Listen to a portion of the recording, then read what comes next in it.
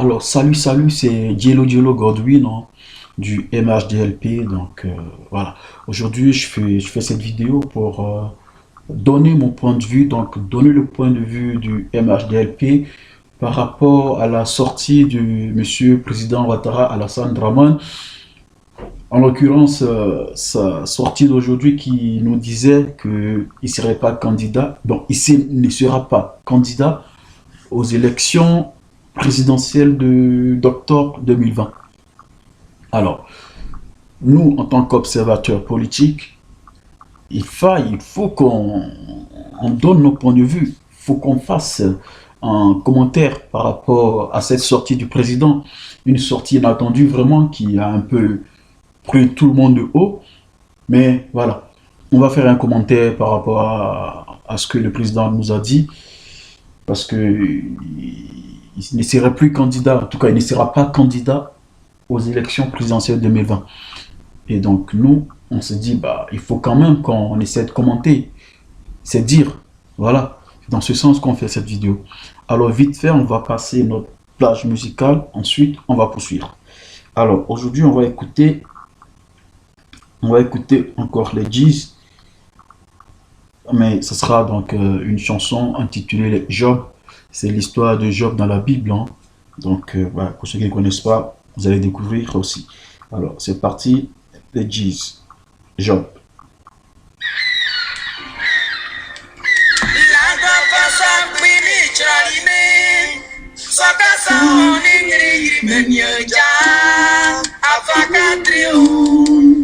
Le Seigneur permet qu'il nous arrive malheur, pour qu'il puisse grandir son nom.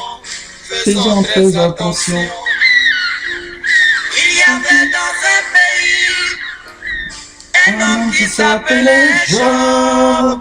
Oh la Kawandio. Cet homme était intègre, il était droit, il craignait Dieu. Mais Dieu permit qu'il soit pauvre, qu'il soit même très pauvre. Il perdit ses 5 enfants. Alors Job se prosterna et dit, je suis venu nu, et puis je retournerai dans le sein de la terre. L'Éternel a donné, l'Éternel a repris, que le nom de l'Éternel soit béni. L'Éternel a donné, l'Éternel a repris, qu'il soit grandi. Dieu permet parfois le mal pour grandir son nom. Béni soit-il. S'il vous arrive un malheur, glorifiez Dieu. Parce que comme Job, il vous le rendra, mais il vous rendra le double de ce que vous aurez perdu. La compassion primi jarimi, son cason ingri menyocha, avacadrio. Le Seigneur permet qu'il nous arrive malheur, pour qu'il puisse grandir son nom. Faisons très attention. Voilà. Donc c'était les G's. C'était les G's. Monsieur le vice-président de la République, monsieur le... Voilà, c'était les G's. Alors, on revient donc à notre sujet, monsieur Alassane Ouattara Draman, président de la Côte d'Ivoire, qui renonce au présidentiel d'octobre 2020. Alors, nous on a envie de faire un commentaire. Et ce commentaire, ce sera donc un commentaire qui va porter aussi bien sur la forme que sur le fond. Donc on va faire un commentaire, on va dire ce qu'on pense de ce qui a été dit par le président. Mais en plus de ça, on va chercher à comprendre les motivations. Qu'est-ce qui pousse monsieur le président à s'exprimer maintenant? Voilà. Donc c'est ça, ce sera en fait, ce sera là l'objet de notre vidéo. Alors, on va sans plus tarder écouter le président. Et c'est vrai qu'on va pas passer toute la vidéo parce qu'elle est quand même assez longue. Mais on va passer une partie importante où, pour nous, c'est une partie où il a fait un bilan. Donc cette partie, elle est très importante pour nous. Il a fait un bilan. Ensuite, il a dit d'autres choses, hein, mais ce qui nous concerne aujourd'hui, ce qu'on peut dire, ce qui nous intéresse aujourd'hui, c'est son bilan. Il a fait un bilan, et donc on va voir ce bilan, et après, on va faire nos commentaires. Voilà, c'est parti. Monsieur le ministre, chef du gouvernement, Monsieur le Président de l'Assemblée nationale, Monsieur le Président du Sénat, Mesdames et Messieurs les présidents d'institutions, Monsieur le ministre d'État, ministre de la Défense, Mesdames et Messieurs les ministres, Mesdames et Messieurs les secrétaires d'État, Excellences, Mesdames et Messieurs les ambassadeurs, membres du corps diplomatique accrédité en Côte d'Ivoire, Excellences, l'honorable délégué, vénérables sénateurs, Mesdames et Messieurs les officiers généraux et officiers supérieurs, Mesdames et Messieurs les membres du corps préfectoral, Majesté, honorables chefs traditionnels et guides religieux, Mesdames et Messieurs les représentants du patronat, Mesdames et Messieurs, chers jeunes, chers amis, chers frères et sœurs, je voudrais pour commencer vous adresser mes très vifs remerciements pour votre présence à Yamoussoukro à l'occasion de cette réunion du Parlement, réunie en congrès, la toute première dans l'histoire de la Côte d'Ivoire. Honorables députés, vénérables sénateurs, mes chers compatriotes, je suis particulièrement heureux de me retrouver ici, à Yamoussoukro, devant le Parlement réuni en congrès. C'est un jour historique pour notre pays, car pour la première fois, les deux chambres de notre Parlement se réunissent avec l'exécutif. Je voudrais tout d'abord vous adresser mes vifs remerciements pour l'accueil chaleureux que vous m'avez réservé. Je voudrais aussi vous dire ma grande fierté d'être devant vous, les élus et représentants du peuple souverain de Côte d'Ivoire, dans toute sa diversité, pour dresser l'état de la nation et vous parler de l'avenir de notre cher pays, la Côte d'Ivoire.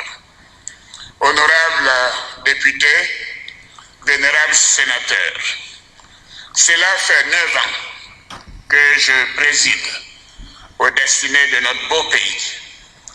Au moment où je briguais la magistrature suprême en 2010, je n'avais jamais imaginé accéder au pouvoir dans les conditions que nous avons connues.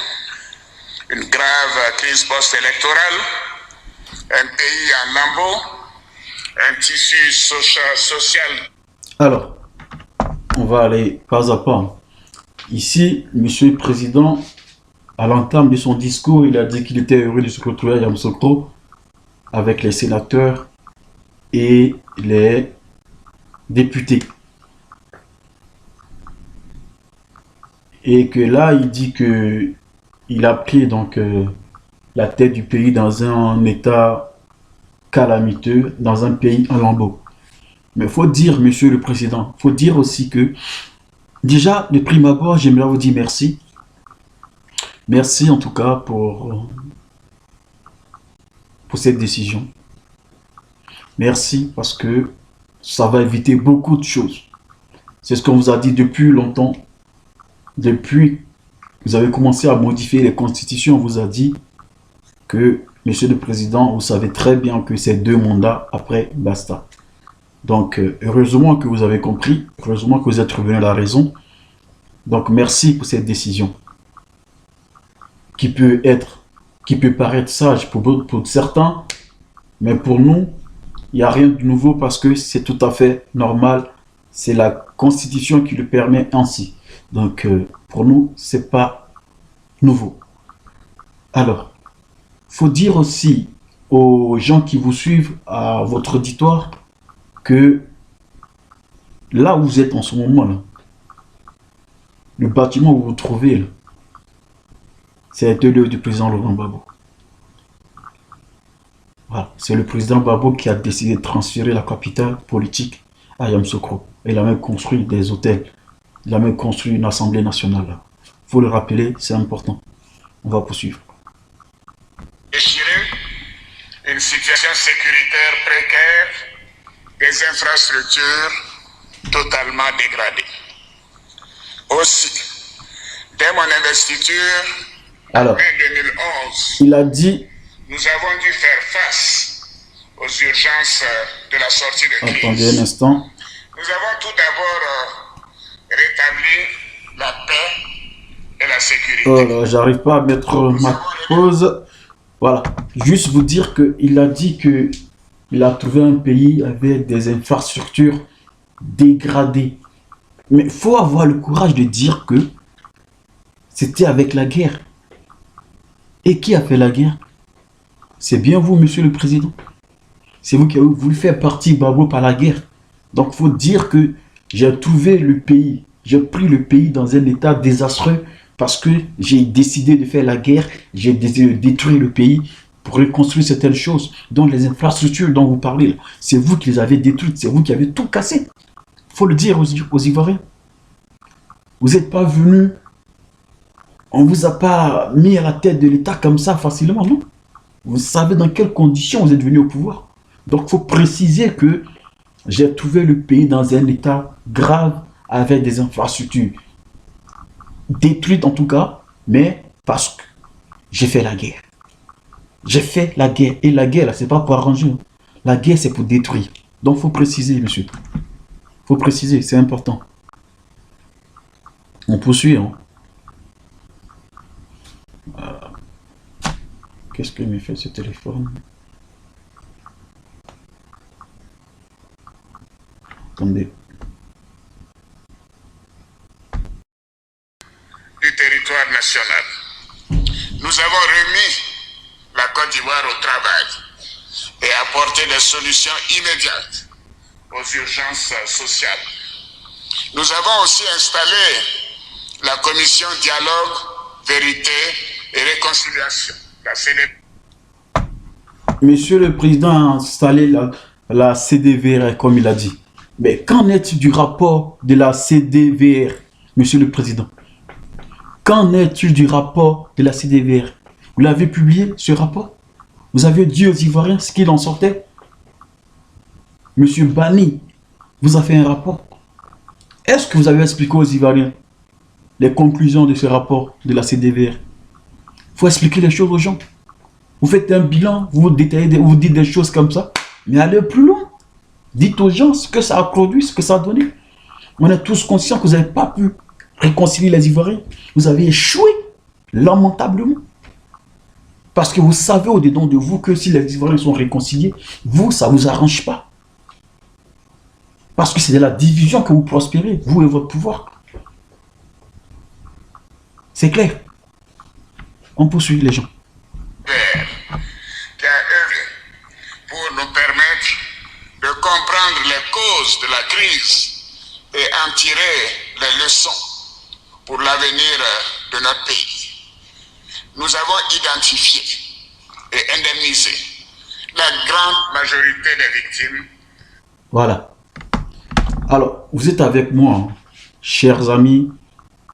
Vous êtes avec moi. On regarde cette vidéo ensemble. Vous voyez l'auditoire qui est là. Vous voyez le public qui est là. Vous avez un chef d'État qui est votre président, qui est en train de faire un bilan de son travail pendant 10 ans. Qu'on se reconnaît dans ce que un président dit. Au moins, on acclame. On acclame le président pour dire, oui, monsieur le président, c'est vrai ce que vous dites là. On se reconnaît dans cela et on vous encourage. Vraiment, bravo, on vous félicite. Et on acclame le président. Mais ils sont là. Monsieur, il fait son bilan et vous êtes là. Vous êtes là comme ça. Soit, vous ne reconnaissez pas de ce qu'il dit. Ce qu'il dit, c'est faux. Je ne sais pas. Mais au moins, encouragez le monsieur. Encouragez le monsieur. Donc, si vous n'encouragez pas, ça veut dire que ce qu'il dit, c'est pas faux. Hein, c'est pas vrai. Ce qu'il dit là, c'est pas vrai. Vous ne vous reconnaissez pas dans ce qu'il fait. Donc, vous ne pouvez pas le féliciter en fait. Et là, il vient de nous dire que il a fait quoi là déjà? Il a indemnisé les victimes de guerre. Monsieur le Président, les victimes de guerre là, je ne sais pas quelles victimes vous avez indemnisé en tout cas, mais ce sont vos victimes que vous avez fabriquées à Bobo là. C'est les seules victimes que vous avez indemnisées. Hein. Sur la guerre qui est en Côte d'Ivoire, il y a eu 2 camps. Il y a eu 2 camps. Ça veut dire qu'il y a eu des victimes dans l'autre camp. Donc, les victimes dont vous parlez là, je ne sais pas de quelles victimes vous parlez. Vous avez divisé les victimes, vous avez créé des victimes à vous, que vous vous donnez l'argent, et d'autres victimes, les vraies victimes qui sont là aussi, eux, ce n'est pas des victimes, parce qu'ils ne sont pas de votre camp. Donc, ce n'est pas des victimes. Et c'est ça que vous appelez indemnisation des victimes. Vous voyez ce que vous faites? C'est pas normal, ça ne se fait pas. Ça ne se fait pas. C'est comme ça que vous avez divisé la société ivoirienne. Et c'est ce que vous montrez aux gens. On poursuit. De la crise post-électorale, grâce aux actions de la Commission nationale pour la réconciliation et l'indemnisation des victimes, la CONARIV, et du ministère en charge de la solidarité. Nous avons procédé à une réforme profonde du secteur de la sécurité qui nous a permis d'améliorer de façon significative l'indice de... Voilà. L'indice de sécurité. Et de vous à moi, en Côte d'Ivoire. En Côte d'Ivoire, depuis que M. Ouattara est là, depuis qu'il y a eu la guerre en Côte d'Ivoire, jusqu'à maintenant, il n'y a aucun indice de sécurité qui a baissé. C'est faux. Vous êtes d'accord avec moi que c'est faux? Parce qu'on ne peut pas parler de sécurité en Côte d'Ivoire aujourd'hui. On ne peut pas parler de sécurité en Côte d'Ivoire à Abidjan et puis on va accepter ça. C'est pas normal. Combien de fois on découpe des gens tous les jours à Abidjan? Les microbes, ils attaquent les gens, les braquages tous les jours, par-ci, par-là. Vous parlez de sécurité. Quelle sécurité? C'est devant vous qu'on enlève les enfants des gens. Des personnes, les adultes, les femmes, on les enlève tous les jours. Vous parlez de sécurité. Quelle sécurité vous parlez, monsieur le président? Il n'y a pas de sécurité. En Côte d'Ivoire, on n'est plus en sécurité aujourd'hui, vous le savez. Et je comprends l'attitude de votre auditoire, de votre public, qui ne réagit pas, qui ne peut même pas vous féliciter, parce qu'ils savent, eux là, ils savent que ce que vous dites là, c'est faux. Ils savent que c'est pas vrai ce que vous dites. Donc, ils ne peuvent pas vous encourager, pas vous féliciter. Quelle sécurité à Abidjan? Vous êtes sérieux? Vous êtes sérieux? Abidjan aujourd'hui, en Côte d'Ivoire, la sécurité qu'il y a là. Même en pleine journée, on te tire dessus. Braquage, microbes qui attaquent les gens, enlèvement d'enfants tous les jours. Vous parlez de sécurité? Prenez les gens au sérieux, monsieur le président. On avance. Sécurité, grâce à des forces plus professionnelles, mieux formées et bien équipées. En dépit de tous ces efforts, notre pays subissait encore, jusqu'en décembre 2013, début 2014, des tentatives de déstabilisation à travers des attaques de commissariats, de postes de gendarmerie et de camps militaires. Nous avons réussi à éradiquer ces attaques. Nous avons ramené la paix et la sécurité à nos concitoyens et préservé les institutions de la République. Pour la réconciliation, nous sommes allés encore plus loin en amnistiant les prisonniers civils de la crise post-électorale, en favorisant le retour de nos compatriotes réfugiés dans Vous les avez pays échoué la voisins, réconciliation. Vous avez échoué, dont la monsieur le grande président. majorité est Arrêtez, rentrée, vous avez échoué. en facilitant la réintégration dans l'administration de ceux qui étaient des fonctionnaires. Toutes ces actions, nous l'avons fait pour la paix et la réconciliation. Ouais, c'est ça. Pour la stabilité de la Côte d'Ivoire, nous avons doté notre pays de nouvelles institutions, telles que la Chambre nationale des rois et chefs Des traditionnels institutions inutiles à l'État, inutiles. Ça ne sert à rien du tout ce que vous avez fait là. et le règlement Ça ne non sert à rien. juridictionnel Ça ne sert à rien des du tout. conflits dans les villages et entre les communautés. Le Sénat, pour renforcer le contrôle législatif de l'action du gouvernement et servir de levier dans le développement de nos localités. Honorables députés, vénérables sénateurs, en 2010, mon programme était chiffré et ambitieux. Malgré la situation que nous avons trouvée en 2011, je n'ai pas perdu Situation que vous avez créée en les 2011. engagements que j'avais pris Il faut le préciser. devant mes compatriotes. Ainsi, en 2010, j'avais pris l'engagement de renforcer l'accès à l'eau potable et à l'électricité. Voilà. Voilà le président qui fait un bilan. Comme je l'ai dit, depuis il fait son bilan, personne n'a acclamé. Personne ne le félicite. Parce que les gens savent. Ceux-là, c'est des sénateurs, c'est des députés. Ils vivent avec le peuple. Donc, ils ne se reconnaissent pas dans ce que monsieur est en train de dire. Donc, il ne peut pas l'acclamer pour le féliciter.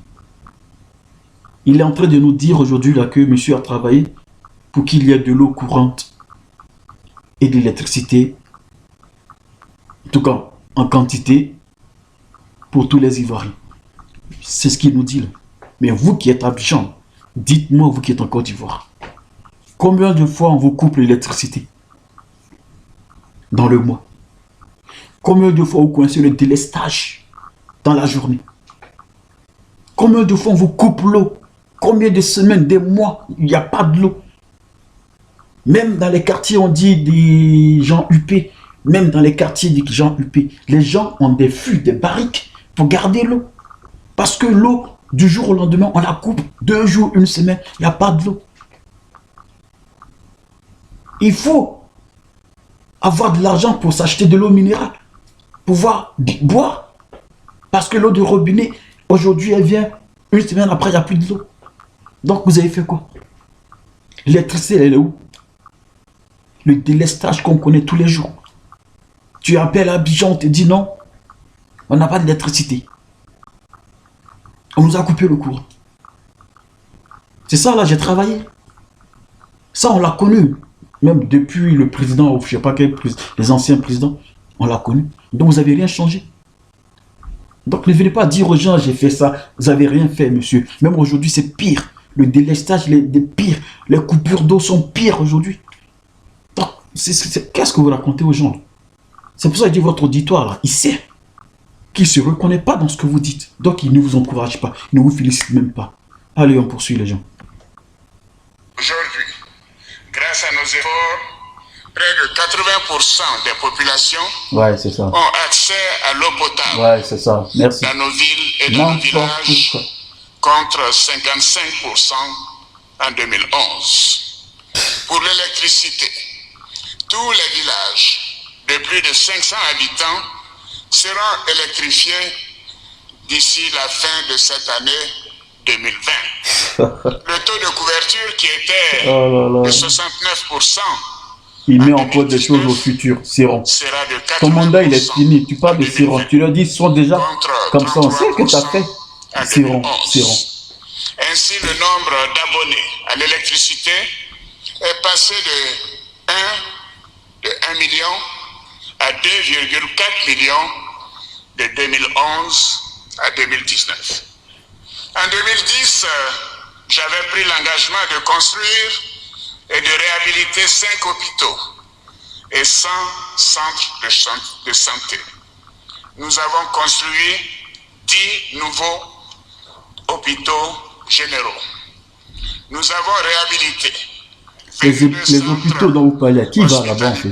hospitaliers généraux, les CHR, 78 hôpitaux généraux et 233 centres de santé urbains et ruraux. Ok. Nous avons doté la Côte d'Ivoire de centres spécialisés, offrant des plateaux techniques uniques dans la sous-région. Bravo. Il s'agit notamment du Centre national de radiothérapie pour le traitement des cancers et de l'hôpital. Oui, ça c'est vrai. En tout cas, bravo pour ça. C'est à saluer. Au service de santé bravo. est ainsi passé de 44% en 2012 à 69% en 2019. D'accord. En 2010, j'avais pris l'engagement de procéder à la réhabilitation de 30 000 km de route. Ce sont 40 000 km de route et des pistes rurales qui ont été réhabilitées en 8 ans. Bravo. De plus, nous avons construit 22 ponts. Oui. Bitumés 545 km. Alors, voici un président qui en 2010 a fait campagne et a demandé au peuple, aux Ivoiriens, de le voter. Qu'il allait rendre l'accouchement gratuit. Il allait construire 5 universités en 5 ans. 5 universités en 5 ans, il avait dit. Il avait dit. Et aujourd'hui, il vient nous dire aujourd'hui là que lui, il a réhabilité des universités. C'est-à-dire, il n'a même pas construit. Hein. Et il a le kilo de citer l'université d'Abidjan Cocody. Mais l'université d'Abidjan, c'est pas vous qui l'avez construite, monsieur. Vous avez fait quoi à l'université? Vous avez mis les peintures, vous avez refait des toitures ou certaines portes que vos rebelles ont cassées, ont détruit. C'est tout. Vous avez fait quoi à l'université d'Abidjan? Même jusqu'à maintenant, il y a des problèmes d'amphi à l'université d'Abidjan. Il n'y a pas d'amphi pour faire les cours, il n'y a pas. Combien d'étudiants se retrouvent en amphi à Abidjan? Combien d'étudiants n'ont pas de chambres à l'université de Cocody? Combien? Vous avez reconstruit quoi en fait? Le nombre, je ne sais pas le nombre d'habitants d'Abidjan, mais par rapport aux étudiants d'Abidjan, de la ville d'Abidjan, Abidjan devait au moins avoir près de 20, 15 universités. Vous avez fait quoi? Vous avez dit 5 universités en 5 ans. Vous avez fait 10 ans, on devrait avoir 10 nouvelles universités. Mais non, ce n'est pas le cas. Vous nous parlez de réhabilitation. Vous n'avez pas dit que vous allez réhabiliter les universités en 2010. Vous avez dit que vous allez construire 5 universités en 5 ans. Vous avez eu 10 ans, donc aujourd'hui, vous devrez parler de 10 nouvelles universités. Pas de réhabilitation de l'université d'Abouba Diamé, de Cocody, de je ne sais pas où là. Oh, prenez les Ivoiriens pour des cons ou quoi, monsieur le président? Prenez-nous au sérieux. Oh, c'est quoi ce discours? Mais je comprends encore pourquoi ceux qui vous écoutent là, pourquoi ils ne réagissent pas, ils ne peuvent pas vous applaudir, ils ne peuvent pas vous féliciter parce qu'ils savent que ce que vous racontez là, c'est n'importe quoi. C'est du n'importe quoi. Voilà, on poursuit. De route neuve, RR urbaine, 115 km. Bon, je peux quand même vous féliciter. Hein. Ouais, parce que moi, je ne suis pas de ceux qui passent tout le temps à critiquer et dénoncer. Je peux aussi féliciter. En tout cas, bravo pour les autoroutes, on les voit. Merci pour les ponts, parce que vous nous avez pas dit aux Ivoiriens que vous allez construire des ponts. Donc, les Ivoiriens qui vous ont voté, vous n'ont pas voté pour construire des ponts. Mais, bon, apparemment, les ponts, c'est votre projet phare. Apparemment, les ponts, c'est votre programme de gouvernement. Apparemment, les ponts, vous êtes venus pour les ponts. Donc, tant mieux, tant que ça sert aux Ivoiriens. Il n'y a pas de problème. Donc, continuez de construire des ponts, en tout cas. À Côte d'Ivoire bénéficier. En tout cas, merci, bravo pour les autoroutes, pour les ponts. On avance. L'autoroute est 245 km de voirie. Nous avons doté la Côte d'Ivoire d'infrastructures modernes qui changent le visage de nos villes et nos villages et améliorent le quotidien de nos concitoyens. En 2010, j'avais promis 5 universités. Voilà. À ce jour, écoutez bien. 7 universités sont fonctionnelles. Il n'a pas dit qu'il a construit 7 universités. 7 universités sont fonctionnelles. T'as pas construit, mon gars. Et de Boaké. T'as pas Qui ont construit. été réhabilitées. Voilà. Des universités, des unités de recherche et d'enseignement supérieur, les URES, de Daloa et de Korogo, qui ont été transformées en universités. De l'université de Mans et de l'université virtuelle d'Abidjan, qui ont été ouvertes. Ah, monsieur Ouattara, non, vous êtes un champion. Franchement, vous nous parlez de... Vous avez pris l'engagement de construire 5 universités en 5 ans. Vous avez fait 10 ans. Vous n'avez pas construit une seule université. Vous transformez les universités qui sont déjà sur place. Ce n'est pas des constructions. Réhabiliter et construire, ça fait 2. Vous parlez français. Réhabiliter un bâtiment et construire un bâtiment, c'est pas pareil. Donc vous avez réhabilité les universités. Vous n'avez pas construit d'université, il faut le dire. Ça fait quoi, ça pas au-dessus? Vous faites un bilan, il faut le faire. Avec des choses qui sont tangibles, réelles. Parlez d'université virtuelle. C'est quelle université virtuelle ça? Vous avez construit ça où? Je vais construire 5 universités en 5 ans. L'université virtuelle, là, vous avez construit ça où? Prenez pas les Ivoiriens pour des cons. Hein. Soyons sérieux, les gens. Vous êtes en train de faire un bilan. Vous avez dit que vous avez travaillé. Votre bilan, faites-le bien. Arrêtez de nous dire des choses qui ne sont pas vraies. Construire et réhabiliter, c'est pas pareil. Donc, si vous avez dit que vous avez réhabilité les universités, il n'y a pas de problème, on peut vous croire. Mais ne venez pas nous dire que vous avez construit des universités. Ça, c'est faux.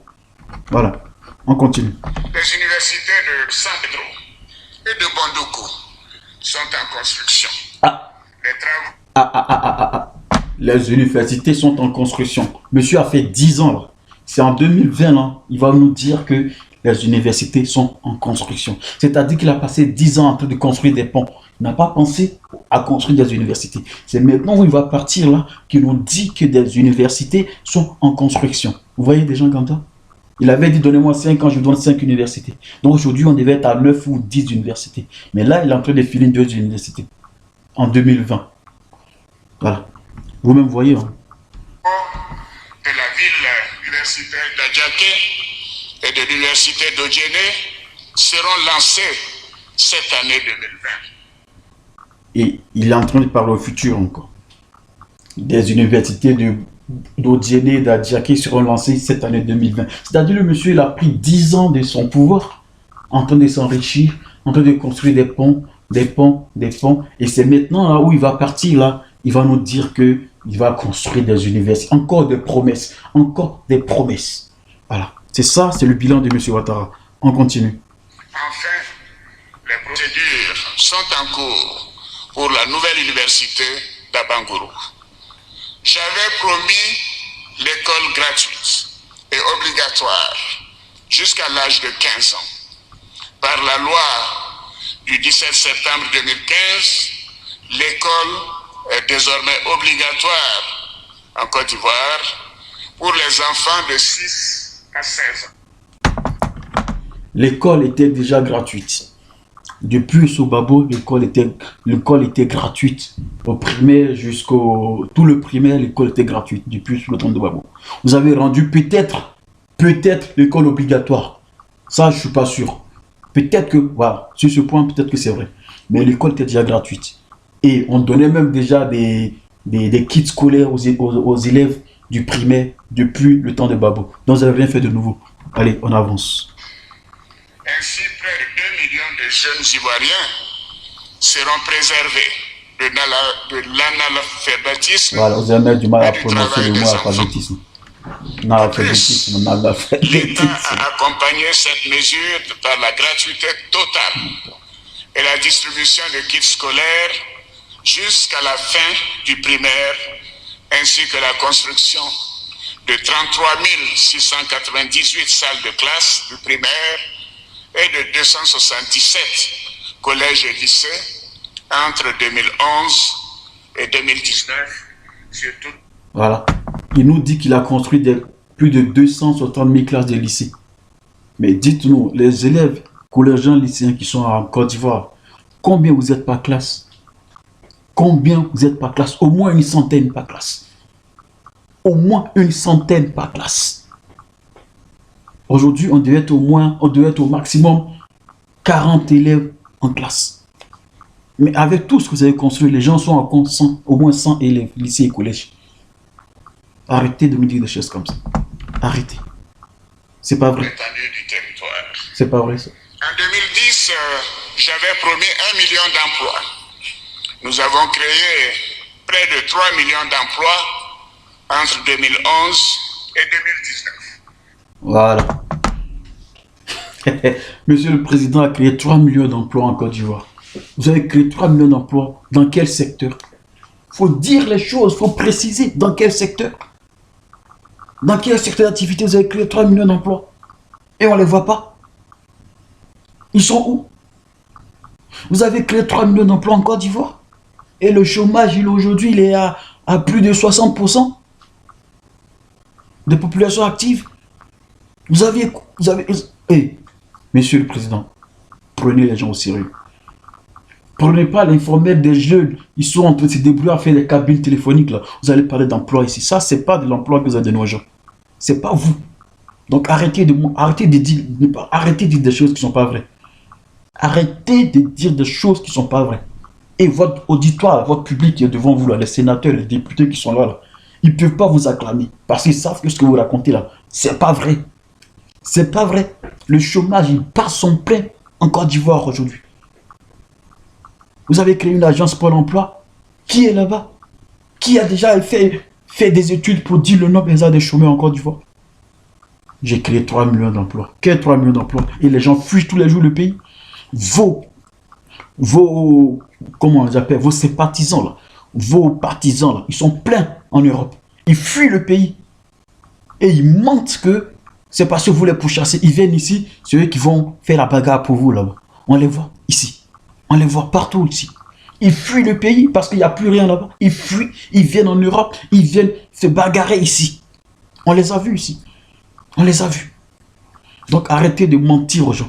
Si j'avais de l'emploi en Côte d'Ivoire, les gens n'allaient pas fuir ce pays-là. Même un petit de 11 ans, comment il s'appelle, de quoi, 14 ans ou 13 ans, il est mort dans un atterrissage d'avion Air France. Il est mort parce qu'il voulait partir de la Côte d'Ivoire. À cet âge, alors venez pas nous mentir que vous avez créé de l'emploi. Allez, salut, on continue. De nombreux projets pour les jeunes. En 2010, j'avais promis des frais d'accouchement gratuits. Aujourd'hui, les femmes de Côte d'Ivoire bénéficient. Accouchement gratuit. Ça, vous l'avez promis. Depuis 2010, oui, vous l'avez promis. Dites-nous aujourd'hui combien de femmes accouchent gratuitement dans Abidjan. Vous, les femmes qui accouchent en Côte d'Ivoire aujourd'hui, dites-nous quel kit on vous a donné gratuitement. Quel accouchement gratuit vous avez fait à Abidjan. Dites-nous. Monsieur Ouattara, donnez-nous un chiffre de femmes qui ont accouché gratuitement à Abidjan, là, on va voir. C'est pas vrai. Ici, gracieusement, le kit d'accouchement. C'est faux. Césarienne, à travers les centres de santé du pays. J'avais promis de faire financer 500 000 projets de femmes. Grâce au Fonds d'appui aux femmes de Côte d'Ivoire, le FACI, ce sont 215 000 femmes qui ont bénéficié du financement de leurs projets et plus de 100 000 femmes ont reçu les financements des ministères compétents. Bon, ça, je peux pas faire de commentaire dessus parce que je ne sais pas du tout. Universelle, la CMU. Donc, ça peut être vrai. Elle est opérationnelle depuis le 1er octobre 2019 et près de 3 millions de personnes ont été enrôlées. J'avais promis un revenu minimum garanti aux producteurs.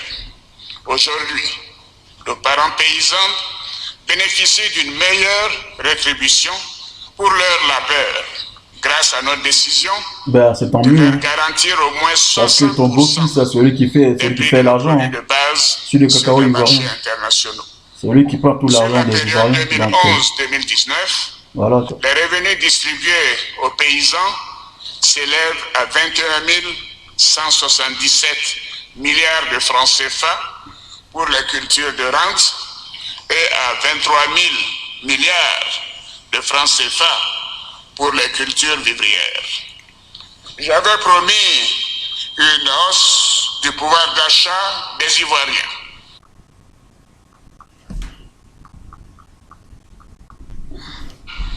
Les salaires des fonctionnaires bloqués depuis 25 ans ont été débloqués. Et le SMIC a pratiquement doublé. Ok, bravo. J'avais promis d'œuvrer pour plus de justice sociale dans notre pays, afin que les plus défavorisés. Voilà quelqu'un qui parle de justice sociale. Comment on peut oser parler de justice sociale quand on privilégie son clan? Aujourd'hui en Côte d'Ivoire, tous les directeurs des institutions, tous les directeurs des entreprises, tous les directeurs des institutions publiques sont des gens du Nord, ont des noms à consonance nordique.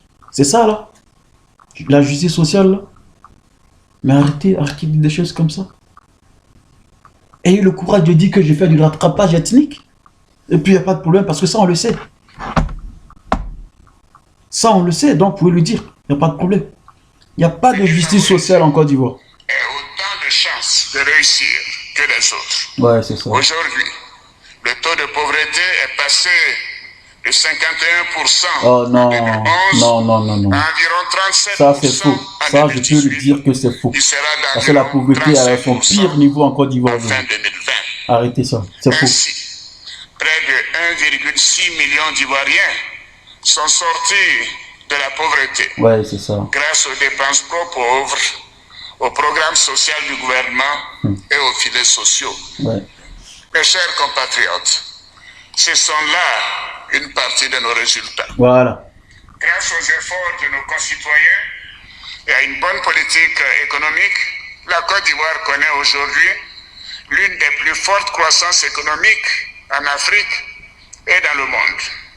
Notre pays a retrouvé sa fierté et sa place dans le concert des nations. Ainsi, après 26 ans d'absence, nous avons siégé en 2018 et 2019. Voilà. Je suis presque déjà à 42 minutes. Alors, juste vous dire, là, le gars, il a fait son bilan. Vous avez vu quelqu'un applaudir dans la salle? Vous avez vu quelqu'un féliciter le président? Il a fait tout son bilan de 10 ans du pouvoir. Personne n'a applaudi. Personne n'a félicité le président. Ça veut dire que les gens, là, ils ne se reconnaissent pas dans ce que le président est en train de dire. Ils ne se reconnaissent pas dedans. Ils ne se reconnaissent pas dedans. Si vous suivez le reste de son discours, vous allez voir que les gens vont applaudir après. Parce que ce qu'il a dit après, là, peut-être qu'ils se reconnaissent dedans. Donc c'est là qu'ils vont commencer à applaudir. Parce qu'il a dit, là, son bilan qu'il a fait, là, ils ont vu que c'est pas vrai. Ce que le gars il raconte, c'est pas vrai. Donc ils n'ont même pas applaudi.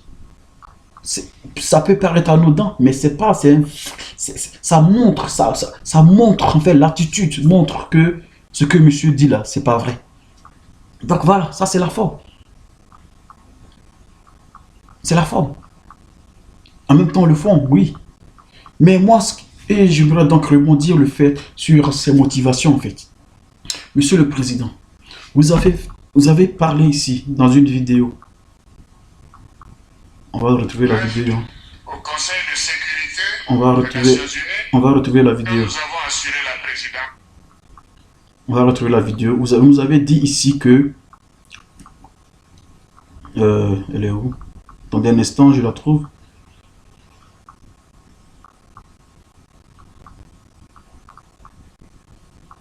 Écoutez ça. Si vous payez plus de 2500 € d'impôts par an, je vais vous expliquer comment attendez. les transformer en patrimoine. Pourquoi est-ce aussi difficile? Écoutez Parce ça. que la commission électorale m'autorise. Pourquoi voulez-vous que je me précipite pour dire je suis candidat ou Pour je que la suis pas? population puisse être fixée et peut-être aussi les candidats. Ah, non, je suis à la tâche. Je fais mon travail au quotidien. Je suis au bureau tous les jours. Voilà, donc ceci rassure les Ivoiriens, ceci rassure la communauté internationale. Et quand je prendrai ma décision, elle sera connue. Et puis je proposerai, si je ne suis pas candidat, qu'il y ait une équipe qui puisse être mise en place, qui me remplace et qui continue le travail que j'ai commencé. Si je décide d'être candidat aussi, je continuerai avec une bonne équipe. Voilà. Donc faites durer le suspense. Non, pas du tout. Mais, vous savez, il faut respecter les lois de la Constitution. Voilà. Également, On va revenir. ceux qui veulent être candidats pourront l'être. Par Donc, rapport Alassane Ouattara? Non, Alassane Ouattara n'a pas pris de décision. Il a dit qu'il prendra sa décision d'ici le mois de juillet. Voilà. Est-ce aussi difficile? Voilà. Donc, M. Alassane nous dit qu'il prendra sa décision d'ici le mois de juillet. Cette interview, il y a environ un mois ou deux, il a fait cette interview. On lui a dit, on lui a posé la question, monsieur, est-ce que vous êtes candidat? Il dit non, il ne va pas se prononcer maintenant, il va se prononcer d'ici le mois de juillet. Donc, mois de juillet. Mois de juillet. Alors, qu'est-ce qui pousse, qu'est-ce qui fait courir Ouattara à venir? Parce qu'il a même dit, il avait critiqué Soro. Pourquoi Soro s'est précipité à annoncer sa candidature? Et c'est ce qui a valu ce que Soro vit aujourd'hui. Vous avez vu, vous voyez comme moi, vous comprenez ce que je veux dire? Donc, M. Alassane, qu'est-ce qui le pousse aujourd'hui? C'est quoi sa motivation? Qu'est-ce qui le pousse aujourd'hui à venir dire aux gens qu'il n'est pas candidat? On n'est même pas encore au mois de mai. On n'est même pas encore au mois d'avril. Tu as dit au mois de juillet. Et tu viens nous dire aujourd'hui là que tu n'es pas candidat. C'est quoi ta motivation? Qu'est-ce qui te fait courir? Il faut que tu expliques aux gens ce qui se passe. Alors moi j'ai une hypothèse. Et ce n'est pas la moindre. Je pense que Ouattara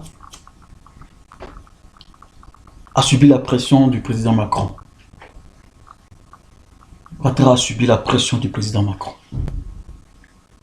Et ça, c'est au détriment du RHDP. Ouattara s'en fout de votre RHDP.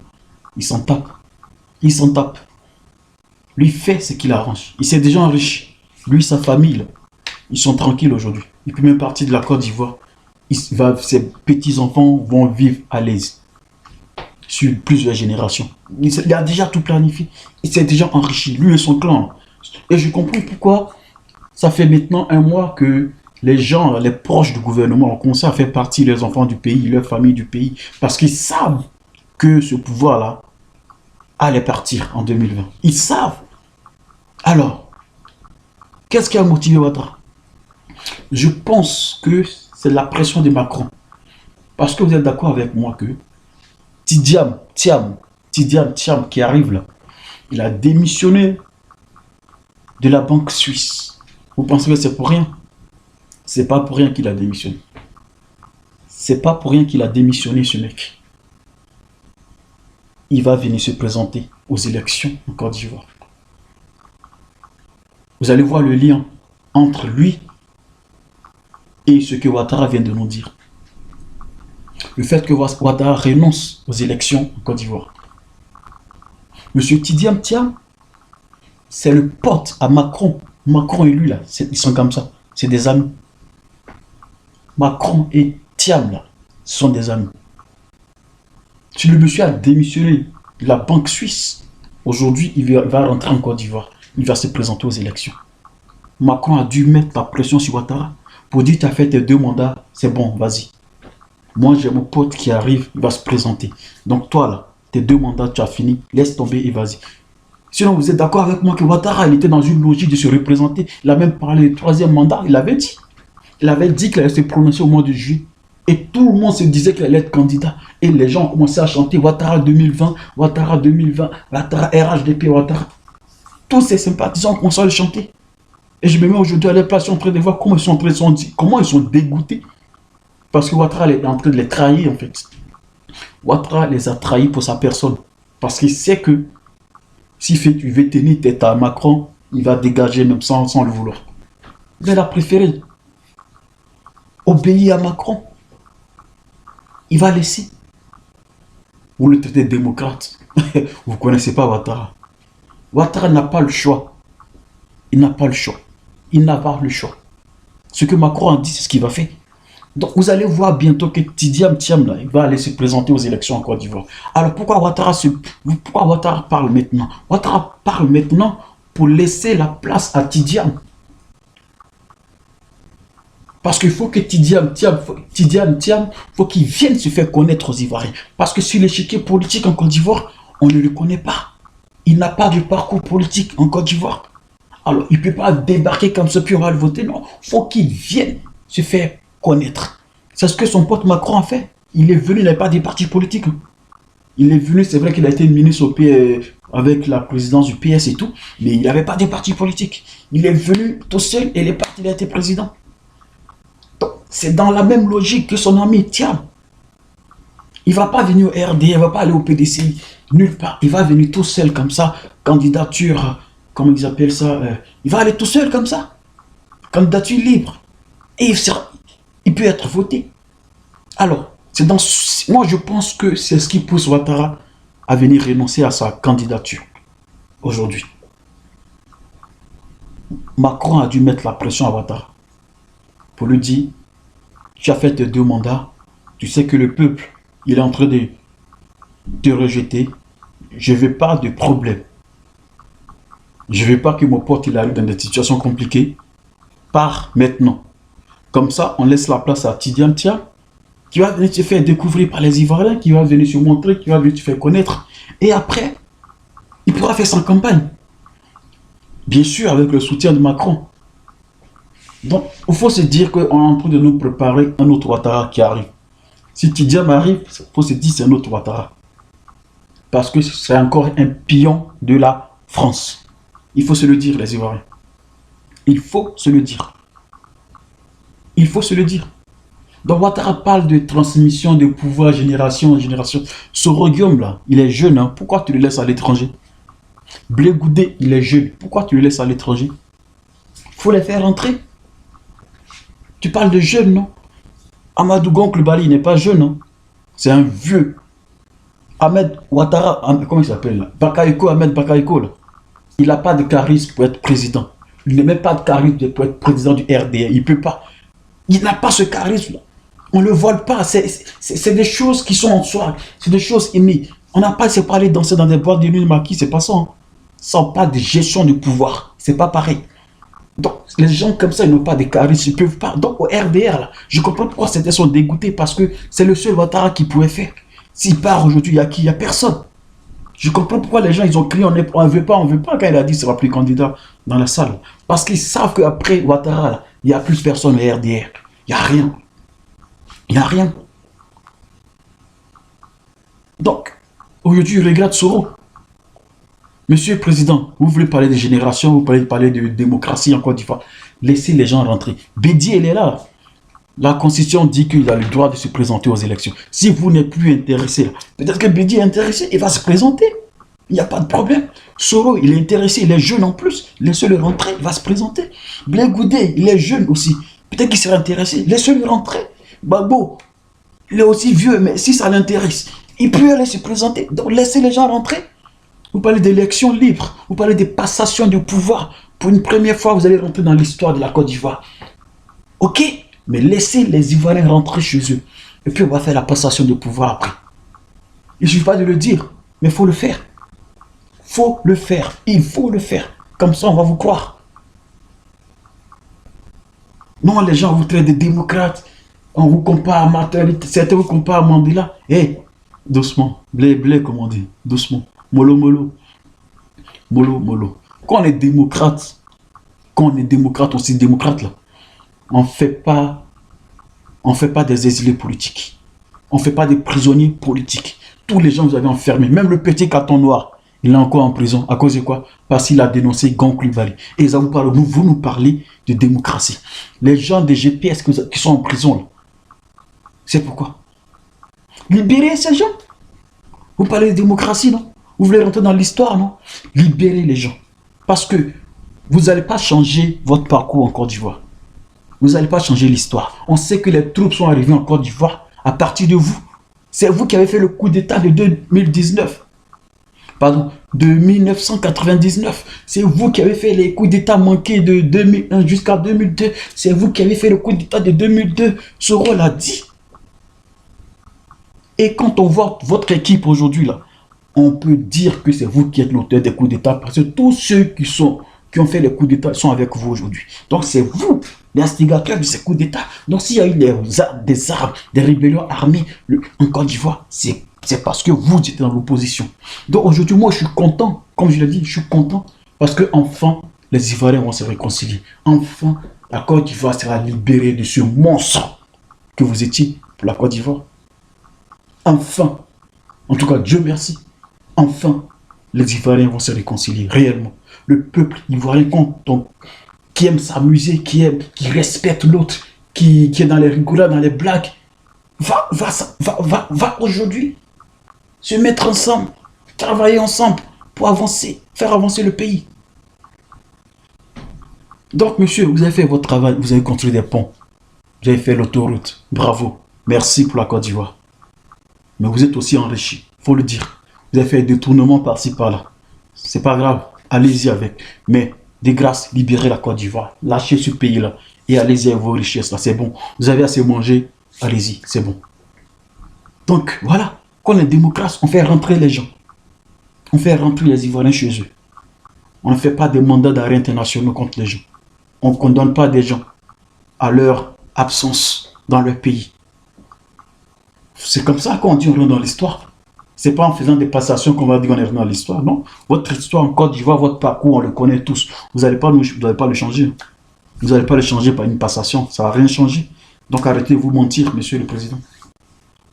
Voilà. Donc c'est ce que j'avais à dire. C'était mon commentaire par rapport à votre sortie. Et voilà. Et je vais juste rebondir sur le cas de M. Johnny Pacheco. Pour finir, M. Johnny Pacheco,